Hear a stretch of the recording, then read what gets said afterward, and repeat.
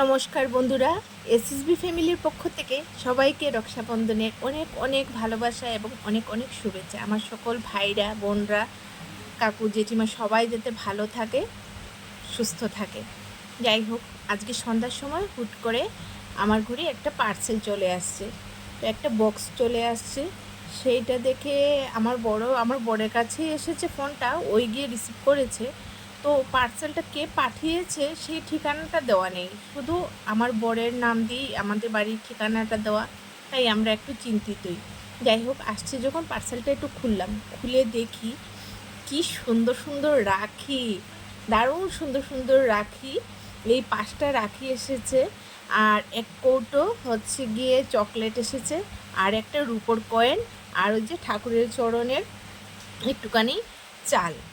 তো দেখে একটু চিন্তিতই হলাম যে কে পাঠিয়েছে, সেটাই আমি বুঝতে পারলাম না যে কে এরকমভাবে রাখি পাঠিয়ে আমাদেরকে এত আনন্দিত করেছে, সেটাই আমি চিনতে পারলাম না। সেই জন্য আমি একটু মানে কেমন জানি লাগছিল। এই যে রুপোর কয়েনটা লক্ষ্মী গণেশ আঁকানো আছে আর ছাপানো আছে, আর এই যে চাল, এই কয়েনটা পাঠিয়েছে, আর একটা চকলেটের কৌটো।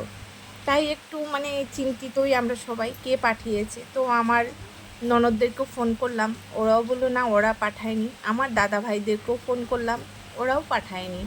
তো কে পাঠিয়েছে সেই জন্য চকলেটের কৌটাটা আর সিলটা খুলিনি, যে আগে শুনে নেই, জেনে নেই, তারপরে খুলবো।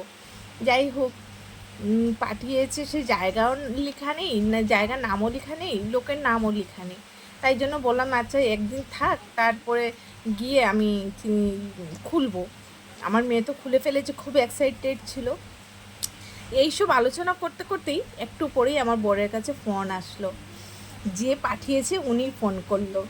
এই যে রূপোর কয়েনটা দেখেন ভালো করে, ফোন করলো যে সেটা হচ্ছে আমার বর যে হায়দ্রাবাদে চাকরি করতো সেইখানকারই উনারই একজন দাদা, মানে কলিগ। তো উনি পাঠিয়েছেন। আমার খুব ভালো লাগলো। আপনাদের কেমন লাগলো আপনারা কমেন্ট করে জানাবেন। দাদাভাই যাতে ভালো থাকে।